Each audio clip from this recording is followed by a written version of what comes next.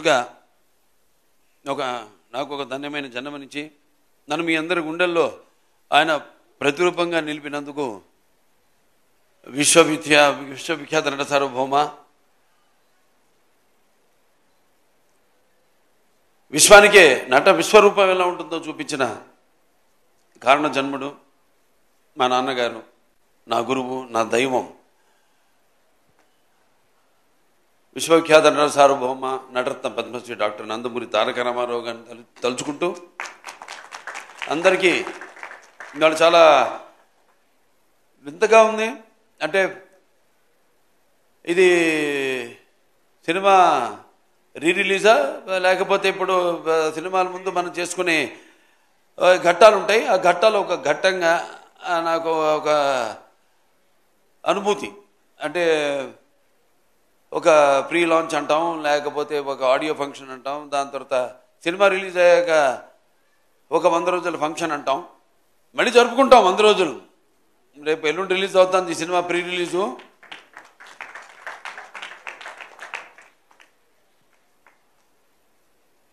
వారాహి చలనచిత్రం వాళ్ళు సమర్పించిన సాయి కొరపాటి గారికి, అనిల్ శుంకర్ గారికి, అలాగే 14 న్యూస్ నిర్మాతలు రామ్ ఆచంట గారికి, గోపి ఆచంట గారికి,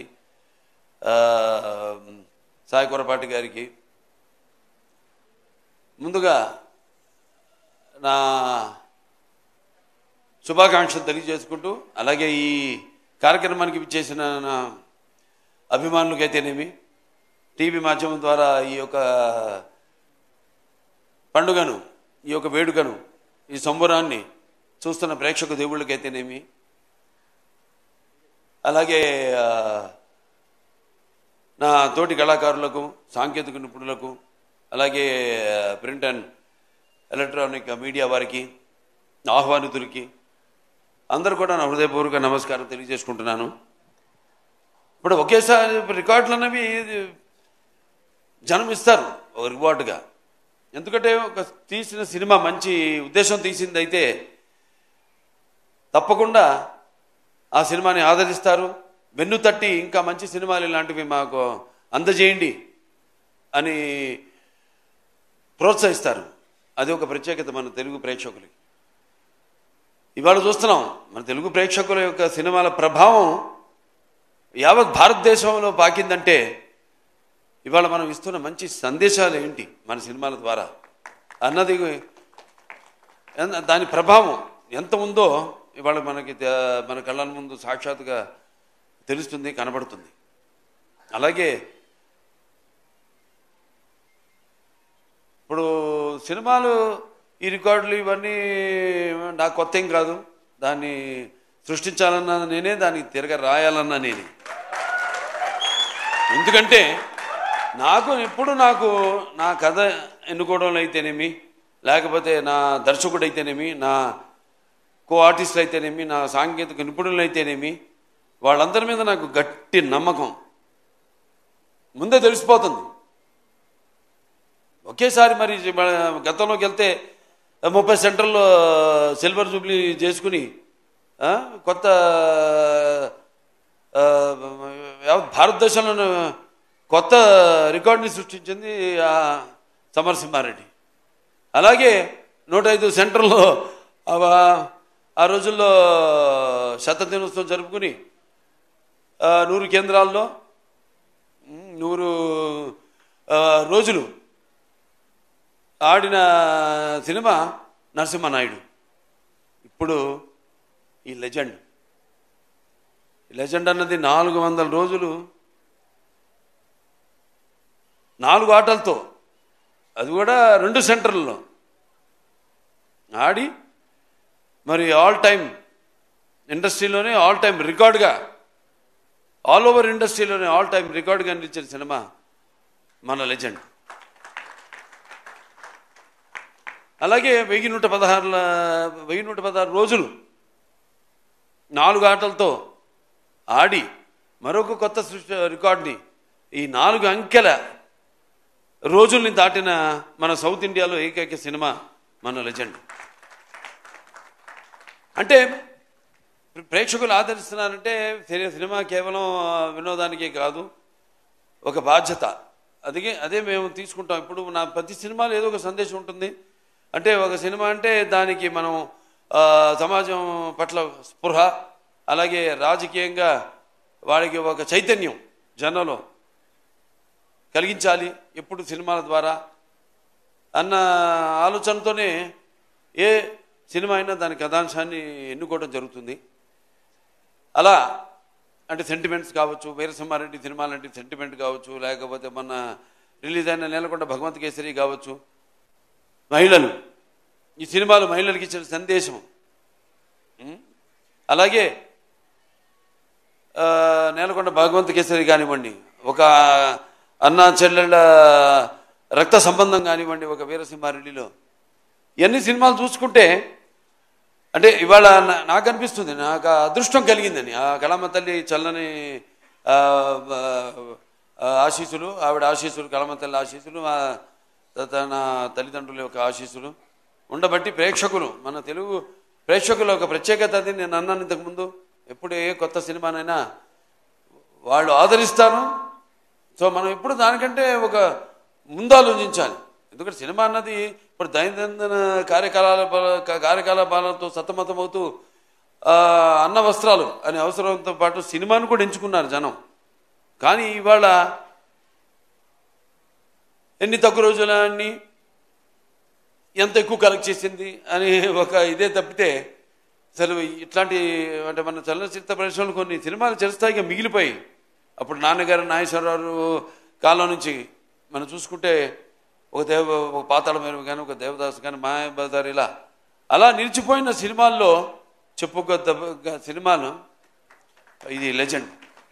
ఒక సింహ కానివ్వండి, ఒక లెజెండ్ కానివ్వండి,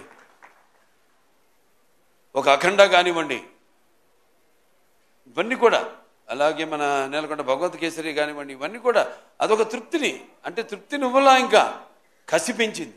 ఇంకా మంచి సినిమాలు అందించాలి. ఎస్, మనం వెళుతున్న రూట్ కరెక్ట్.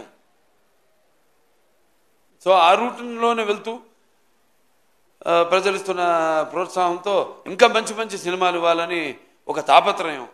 అందుకే అంటుంటా, ఇవాళ అనుకోకుండా ఈవిడేమో మా సోనాల్ చౌహాన్ ఇదిగో పసుపు రంగు బట్టల్లో వచ్చింది. పసుపు శుభానికి సూచకం. అలాగే పసుపు ఒక మంచి ఆనందమైన వేడుకలకు ఆహ్వాన గీతం. పసుపు అనేది ఒక సంక్షేమానికి ఒక నిర్వచనం. అలాగే పసుపు అనేది ఒక అభివృద్ధికి ఒక నిదర్శనం. అలాగే పసుపు అన్నది ఆత్మాభిమానానికి ఒక నిలువెత్తు రూపం. అలాగే పసుపు అన్నది ఆత్మ గౌరవానికి ఎగరేసిన కేతనం. అటువంటి బ్రహ్మాండమైన శుభసూచకం నేను చెప్పేది. ఎందుకు శుభసూచకం చెప్తున్నానంటే 2014లో అప్పుడు ఎలక్షన్స్ ముందు విడుదలైంది సినిమా లెజెండ్.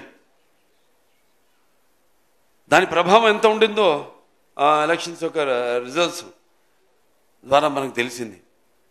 ఇవాళ మళ్ళీ రేపు ఎన్నికలు రాబోతున్నాయి. మేము ప్రతి సినిమాలో కూడా ముందే ఊహించి 10 ఏళ్ళ తర్వాత జరగబోయేది ఎప్పుడో లెజెండ్లో చెప్పాము, అఖండాలో చెప్పాము.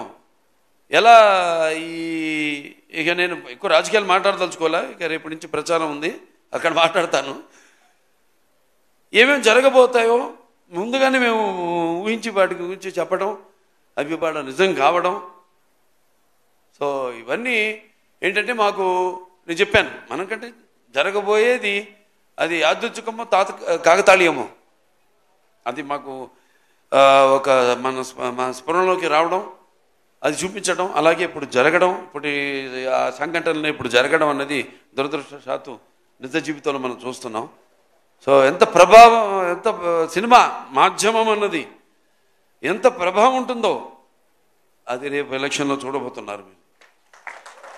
మళ్ళీ సినిమా అనుకోకుండా నేను 50 ఏళ్ళైంది ఇండస్ట్రీలోకి, ఏంటి వయసు ఇంకా తక్కువే, నేను 50 ఏళ్ళైంది ఇండస్ట్రీలోకి వచ్చి. ఇది నా 50వ సంవత్సరం. 50వ సంవత్సరంలో మళ్ళీ లెజెండ్ రిలీజ్ కావడం 2014 రోజులు గుర్తు చేస్తుంది నాకు, సంవత్సరం గుర్తు చేస్తుంది నాకు. మళ్ళీ మళ్ళీ సినిమా ఎలక్షన్స్ ముందు రిలీజ్ కావడం అంత కాకతాళీయం యాదృచ్ఛికం అంతే. జయం మనదే.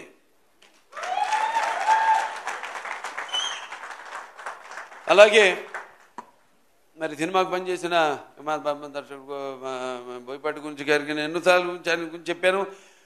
మేము ఒక సినిమా అయిందంటే రెండో సినిమా గురించి ఆలోచించాం.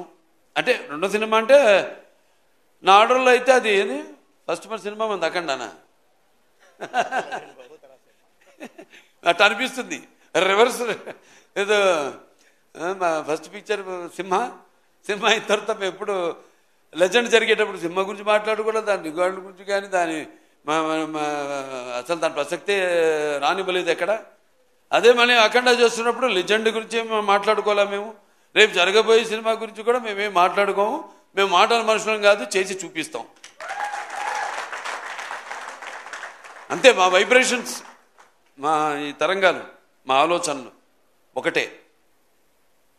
అంటే మా మాట కలిసింది, అలాగే మా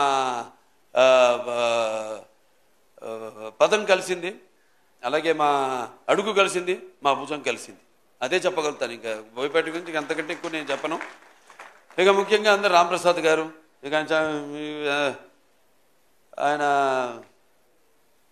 ఫోటోగ్రాఫర్ రాంప్రసాద్ గారు చాలా అద్భుతంగా సన్నివేశాలన్నింటినీ కూడా ఎంతో బాగా చిత్రీకరించారు. ఇంకా మా మ్యూజిక్ డైరెక్టర్ డిఎస్పి మంచి బాణీలు సమకూర్చాడు. ఆయన ఆణిముత్యాల లాంటి పాటలకి మంచి మణిపూసల లాంటి బాణీలు సమకూర్చాడు ఆయన. అలాగే ఇక మా అందరూ, ఇక మా ఎడిటరు కోటగిరి గారు, అలాగే మా ఆర్ట్ డైరెక్టర్ ప్రకాష్ గారు, అందరూ కూడా ఎంతో కష్టపడి ప్రతి మా ఆర్టిస్టులు ఉన్నారు ఇక్కడ అందరూ. ఇక్కడ సోనాల్ చౌహాన్ గారు అటు అందంతో పాటు ఆవిడ నటన అదర్ డైమెన్షన్ కూడా. అంటే ఒక నాణ్యానికి రెండు వైపులా ఆవిడ అటు అందం ఇటు అభినయం రెండింటిని కూడా ఎంతో బాగా ఆవిడ న్యాయం చేసి, అలాగే రాధిక ఆప్టే ఆవిడ, అలాగే ఇక ప్రతి ఒక్కరు కూడా. జగపతి బాబు గారి గురించి ప్రత్యేకంగా చెప్పాలి. ఆయన పాత్ర ఒప్పుకున్నందుకు, ఎందుకంటే ఆయన ఎంతో చూశాడు జీవితం. ఒక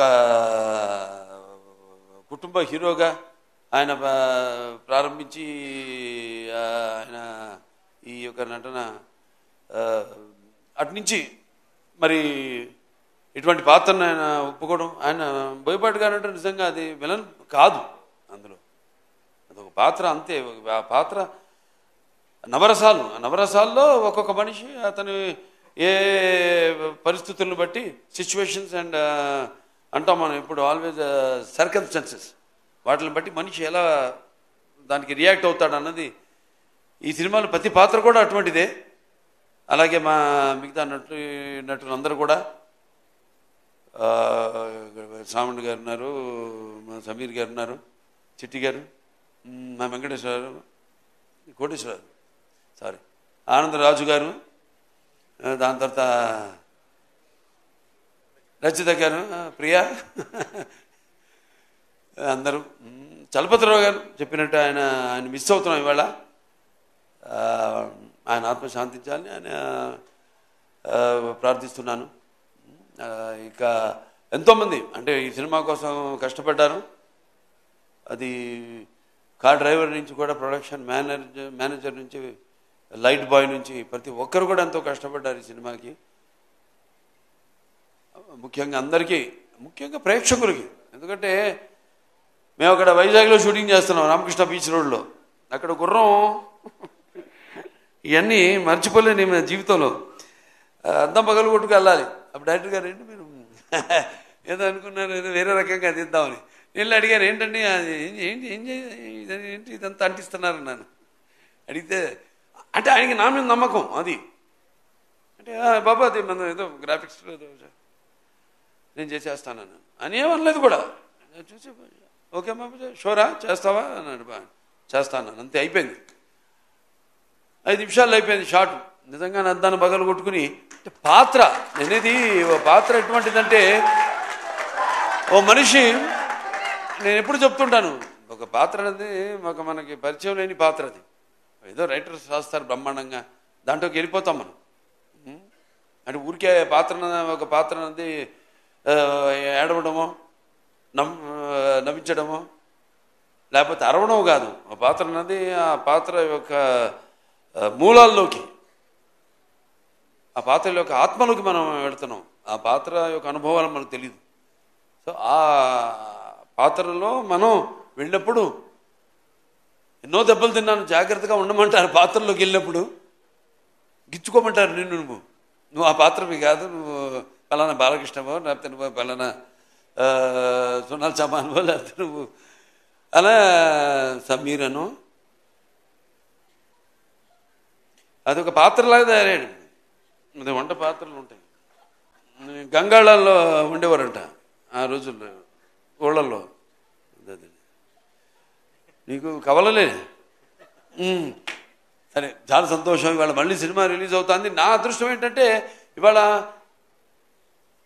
నా తర్వాత తరమే కాదు, నా మనవడు ఆ తరం, నా అబ్బాయి కాదు, నా మనవాళ్ళ తరం వాళ్ళతో కూడా నేను కనెక్ట్ అయినందుకు ఆ కళమ్మ తల్లికి నాకు ఇన్ని అవకాశాలు ఆ భగవంతుడు ఇచ్చినందుకు ఆ కళమ్మ తల్లికి నా ధన్యవాదాలు తెలియజేసుకుంటాను. ఒక అన్స్టాపబుల్ కానివ్వండి, లేకపోతే రాజకీయంగా కానివ్వండి, హిందూపూర్ ఎమ్మెల్యేగా కానివ్వండి, అక్కడ నేను అందిస్తున్న సేవలు కానివ్వండి, ఒక Basavataraka Indo American cancer hospital and research institute చైర్మన్గా కానివ్వండి, ఇలా ఇన్ని పాత్రలు నిజ జీవితంలో పోషిస్తూ వాటికి న్యాయం చేస్తున్నాను అని నాతో పాటు నా సినిమాలు అయితేనేమి వాటిని విజయం చేస్తూ, అలాగే నా క్యాన్సర్ హాస్పిటల్కి అయితేనేమి నేను ఎక్కడికి వెళ్ళినా కూడా చేతులు చాచినప్పుడు వాళ్ళు దాతలు, వాళ్ళు మా ఆసుపత్రికి అండగా ఉంటూ, అలాగే మా హిందూపూర్ మా నియోజకవర్గం ప్రజలైతేనేమి వాళ్ళు నాతో పాటు సహకరించి అక్కడ వాళ్ళు కూడా యథా రాజా తథా ప్రజ అంటాం.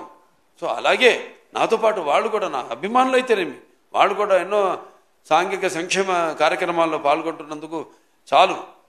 ఇంకా ఈ జన్మకి ఇది ఇంకా మీరు ఇది ప్రోత్సాహం అంటాను. సినిమాల విజయం అయితేనేమి, నేనేం చేస్తున్నాయితేనేమి, ఇది ఇలాగే ఈ యొక్క మన అనుబంధం అన్ని రంగాల్లో ఇలాగే కొనసాగాలని మనస్ఫూర్తిగా కోరుకుంటూ, ఇంకా మా శాయశక్తిలో మేము ప్రయత్నిస్తాం. తప్పకుండా ఎప్పుడు ప్రయత్నిస్తాంతోనో మొదలవ్వాలి. ఏదైనా మొదటి సినిమా మళ్ళీ అది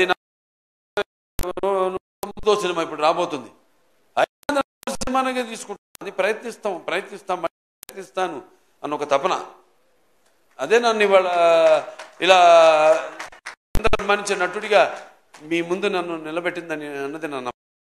సో మరొకసారి ఈ సినిమాని అంత విజయం అప్పుడు చేసినందుకు, మరి రేపు చేయబోతున్నందుకు అందరూ కూడా నా ధన్యవాదాలు. నా అభిమానులందరూ కూడా నా ధన్యవాదాలు. అలాగే చలనచిత్ర పరిశ్రమకు కూడా ఇటువంటి మంచి సినిమాలు ఇంకా అందరూ కూడా అందించాలని మనస్ఫూర్తిగా కోరుకుంటూ నేను సెలవు తీసుకుంటున్నాను.